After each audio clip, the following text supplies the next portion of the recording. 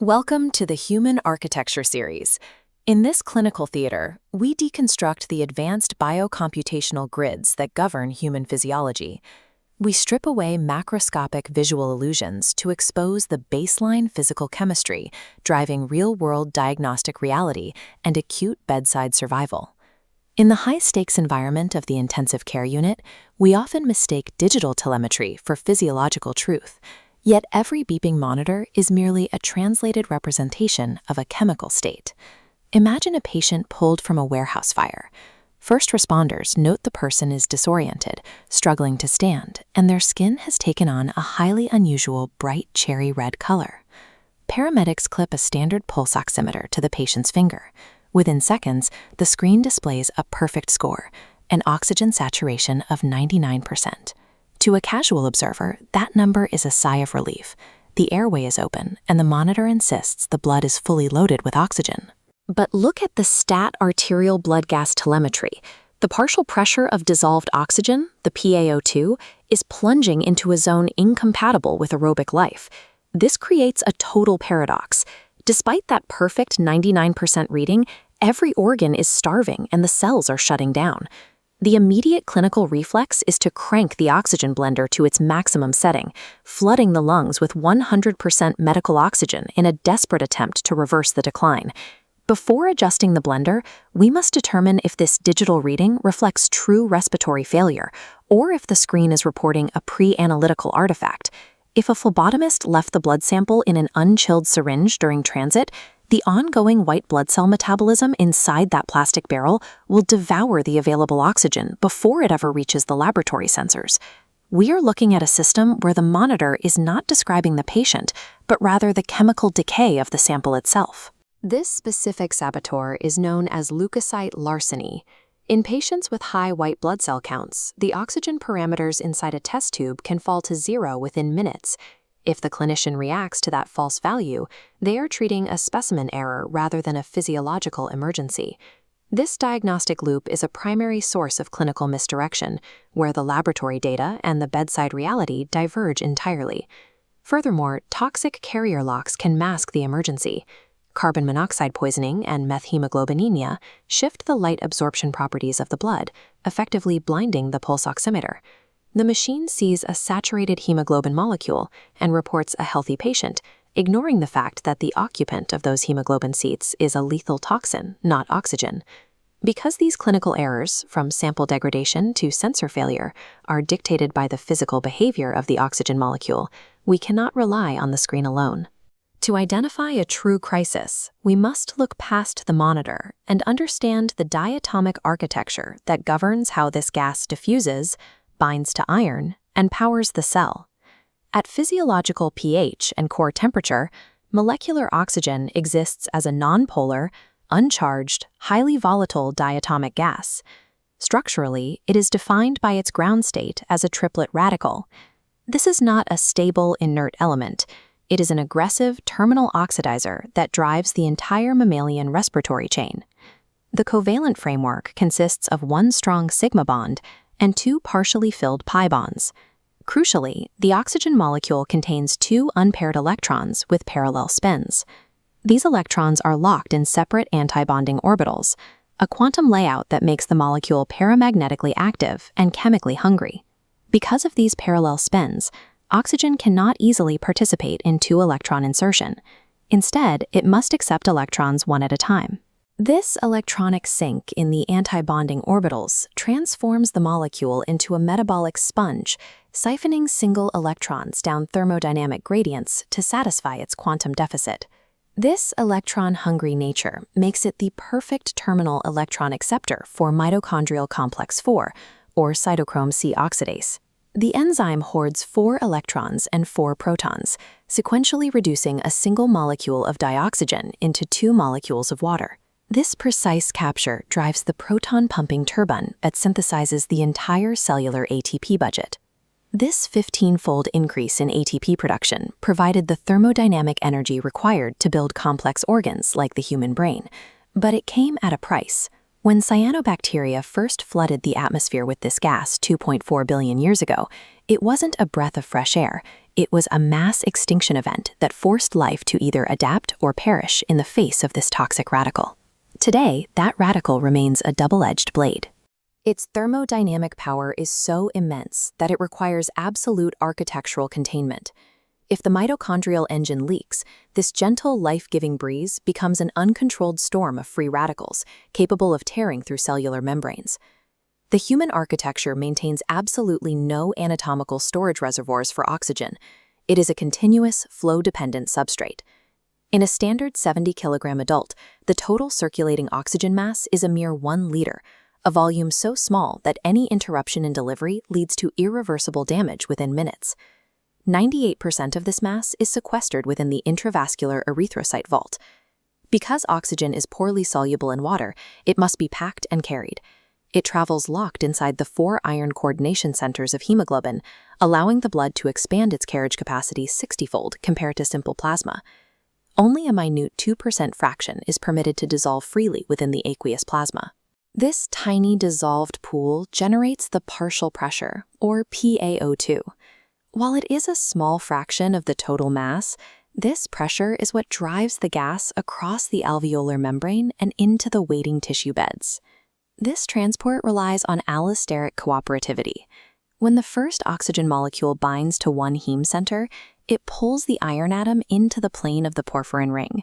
This snaps the entire tetramer from a rigid, low-affinity, tense state to a high-affinity, relaxed state, increasing the binding affinity for subsequent molecules by up to 300-fold. Systemic homeostasis is managed by this pressure gradient, known as the oxygen cascade. It tracks a stepwise drop in pressure, from 159 millimeters of mercury in the atmosphere down to 100 in the alveoli, 95 in the arterial blood, and finally down to a resting pressure of 5 millimeters of mercury inside the mitochondrial matrix. 2 sensor networks monitor this cascade. Peripheral chemoreceptors in the carotid bodies trigger immediate hyperventilation when PaO2 drops below 60. Concurrently, renal interstitial cells track chronic levels. When oxygen falls, they stabilize HIF-1 alpha, which translocates to the nucleus to trigger erythropoietin release and red blood cell production. Survival is a constant dialogue between these sensor loops and the dynamic hemoglobin carrier. The human body is a system built on a continuous pressure gradient, leaving virtually no margin for error in the transport of this volatile gas. When this tight regulatory window is exceeded, oxygen transforms from a vital asset into a toxic poison. Hyperoxic toxicity occurs when high fractions of inspired oxygen oversaturate the dissolved plasma pool, driving intracellular pressures past safe physiological limits. This excessive pressure overwhelms the mitochondrial electron transport chain. Complexes 1 and 3 begin to leak single electrons, which directly reduce triple oxygen into a storm of superoxide and hydroxyl radicals. This oxidative surge triggers the destruction of pulmonary surfactant and endothelial tight junctions. The clinical result is absorption atelectasis and cellular apoptosis. In premature neonates, this radical storm triggers retinopathy of prematurity, leading to permanent blindness. This is why oxygen must be treated with the same precision as a pharmaceutical, where the dose determines if it heals or destroys. Pivot to the opposite extreme, hypoxic collapse. A severe drop in tissue oxygen tension triggers a catastrophic bioenergetic standstill. Without oxygen at the finish line of the respiratory chain, the entire mitochondrial grid backs up, causing the immediate uncoupling of oxidative phosphorylation. Without oxygen, ATP synthesis ceases. High-energy sodium-potassium pumps fail, leading to immediate intracellular swelling. This is why anoxic brain death occurs within 4 to 6 minutes. The brain consumes 20% of systemic oxygen, and without it, the ion pumps required for synaptic transmission simply stop. The cell attempts to survive by shifting into anaerobic glycolysis, but this produces a massive accumulation of hydrogen ions and lactic acid. This profound metabolic acidosis destroys the cytoskeletal architecture, leading to necrotic tissue autolysis. Because both excess and deficiency are lethal, clinicians must manage oxygen through strict rate-gated boundaries. We are balancing an electron-hungry radical that fuels life second by second, while relentlessly threatening to erode the cellular machinery. The vulnerability of the hemoglobin vault is revealed when an external agent mimics oxygen well enough to hijack the carrier.